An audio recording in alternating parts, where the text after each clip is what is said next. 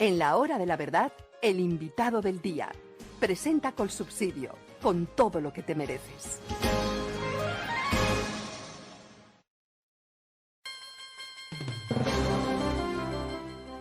Señor doctor Luis Guillermo Vélez, concejal electo de Medellín para el próximo periodo. Muy buenos días. Muy buenos días, doctor Fernando Londoño. Me complace saludarlo a usted y a todos sus colaboradores de la verdad. Bueno, señor concejal, decíamos ayer con mucha alarma que ayer mismo estaba previsto un acto bochornoso, y es que el alcalde saliente de Medellín se quería apropiar nada menos que del metro, lo que es casi el emblema del empuje reciente de la ciudad de Medellín, el metro. ¿Qué pasó finalmente, señor concejal? Finalmente, pues no lograron ese objetivo. Y déjeme le explico una cosa. Paradójicamente, la composición de la Junta Directiva del Metro de Medellín fue lo que impidió que durante todos estos 4 años casi que estuvo en la alcaldía, Quintero Calle no pudiera meterse al metro porque hubiera hecho un gran daño. Pero esa misma composición fue la que nos puso ahora a final de año, y realmente pues desde noviembre, según lo vino denunciando el señor gobernador del departamento, en riesgo de que se tomaran por asalto ya al final de su mandato, cuando salen expulsados por la votación masiva en contra suya de la población de Medellín, que se tomaran el metro. Y déjeme explicarle por qué. El metro es una sociedad cuyos socios son el departamento de Antioquia y el municipio de Medellín. La composición de su junta en la composición de junta está el gobernador, quien la preside, el secretario de planeación del departamento, el alcalde de Medellín, su secretario de planeación y 5 representantes del gobierno nacional, 3 de ellos de delegación directa del presidente, 1 más por el Ministerio de Hacienda y otro por el Ministerio de Transporte. Esa era la composición. En general, esa composición se hizo, doctor Londoño, porque el metro fue, aparte de las entidades, de los proyectos del sector eléctrico, que el primer gran proyecto de infraestructura en el que la nación va a dar su garantía para que se pudiera acceder a esos créditos. Entonces se dispuso, con buen juicio, a mi modo de ver, pues que la nación tuviera unos representantes en esa junta directiva. Al fin y al cabo, pues estaba poniendo la plata y dando esa garantía. En general, a lo largo de todos estos años, doctor Londoño, los representantes del presidente de la República y los representantes de los ministerios que mencioné han sido personas de grandes calidades profesionales y éticas. Y eso es lo que ha permitido que el metro se dote pues, de una administración muy buena. Por ahí han pasado gerentes y profesionales muy buenos que han permitido no solo la construcción y ya luego su operación muy buena durante tantos años y que le ha merecido el reconocimiento de entidades internacionales del sector de transporte, pero sobre todo el reconocimiento y la gratitud de la ciudadanía de Medellín, que adora ese metro. Entonces esa es la situación, doctor Londoño. Bueno, pero finalmente, ¿qué pasó ayer? Era que decían que tenían la mayoría y que iban a imponer un nuevo gerente del metro y iban a destituir a quien está desempeñando esas funciones en el momento. ¿No lo lograron? Claro, no lo lograron. Afortunadamente se habían recusado a varios de esos miembros y entonces ya no se atrevieron a hacer nada. Allá estuvo pues el gobernador y se cerró la junta y no se pudo hacer ese cambio, que hubiera sido muy malo.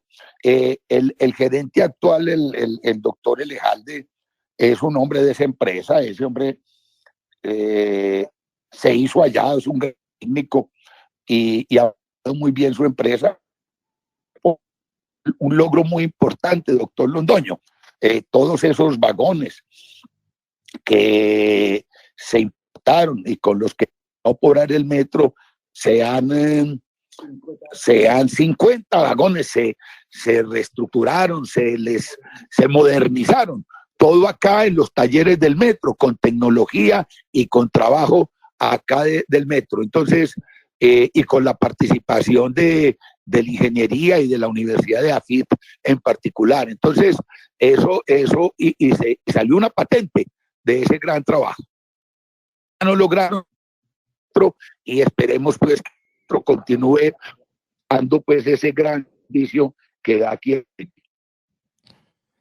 Bueno, pues hemos tenido una muy buena noticia para empezar la mañana. El metro de Medellín no quedó en manos de Pinturita, como lo llamamos el alcalde que fue de Medellín y que dejó muy tristes noticias. Recuerdo las palabras. Buena noticia, venga, le cuento otra buena. A ver, magnífico, denos buenas noticias para empezar. Bueno, recuerde que el que llama usted Pinturita quería seguir gobernando acá en cuerpo ajeno. Entonces sacó un candidato, un señor Juan Carlos Upegui, quien quedó pues de segundo en las elecciones, pero en virtud de la ley debía ir al Consejo de Medellín, tenía el cargo por haber quedado de segundo. Y como no le falta siempre sus mañas, entonces tenía sus antecedentes, sus mañas, y está inhabilitado para posesionarse como concejal. Un concejal del Centro Democrático, Andrés Felipe Rodríguez, que conocemos cariñosamente como el Guri, y la demanda y el tribunal razón, el personaje no estará en el Consejo de Medellín. Eso también es una buena noticia para Medellín, doctor Londoño, y para el país entero, porque se va dando pues toda esa lucha política, jurídica y en las calles que tenemos que dar para oponernos a la corrupción y al totalitarismo.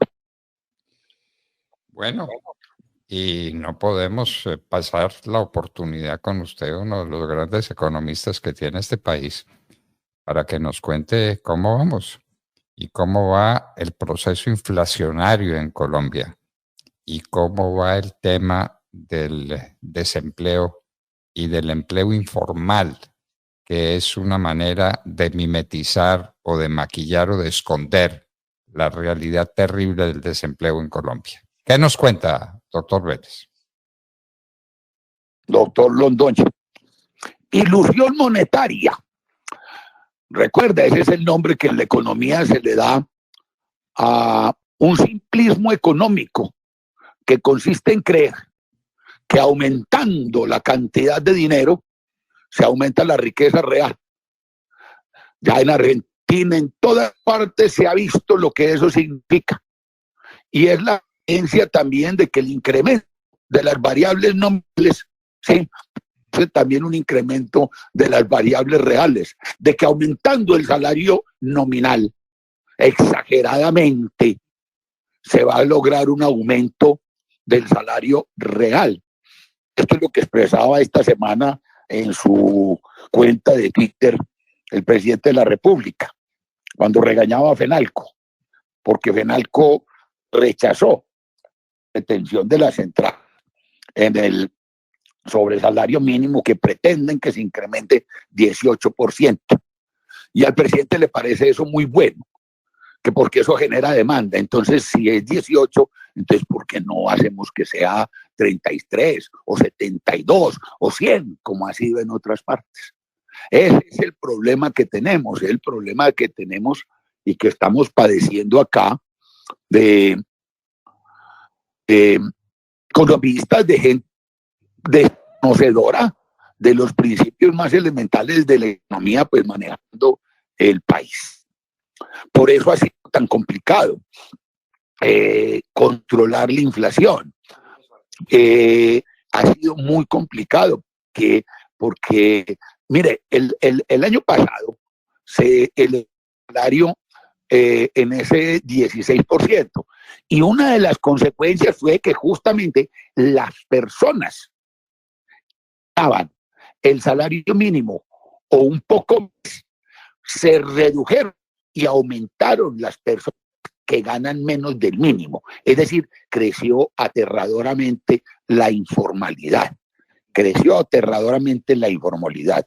Y con ese crecimiento del salario mínimo, y si se repite este año, pues entonces hace más difícil el control de la inflación, porque usted sabe que al salario mínimo, a la tasa de variación, están ligadas infinidad de variables y de indexadores en la economía. Y entonces eso hace mucho más difícil el trabajo del Banco Central, que tiene que entonces que mantener una gran restricción que cae sobre el sector privado y entonces genera una situación de bajo crecimiento y nos precipitando al peor de los mundos en la macroeconomía, doctor Londoño, que usted conoce muy bien, a la estanflación. Estancamiento con inflación. La economía está decreciendo, la inflación no se controla y ya vamos a ver muy pronto, ¿sí?, un aumento pues importante en el desempleo. Entonces el panorama económico en doctor Londoño. Pues muy grave. Tenemos muy avanzado ya este mes de diciembre, que es el cuarto trimestre del año, y si terminamos este trimestre con cifra negativa en el crecimiento del Producto Interno Bruto, estaremos técnicamente en un estado de recesión, doctor Vélez. Así es, doctor Londoño, en un estado de recesión, combinación de alta inflación y un gobierno impulsando, porque seguramente eso hará, si no hay acuerdo, como seguramente no lo habrá en las reuniones sobre salario mínimo, crecimientos exagerados del valor del salario mínimo nominal. Entonces nos metemos en la espiral de la Argentina, espiral que llevó a Argentina situación en que está su economía y en que pues la encontró Javier Milei.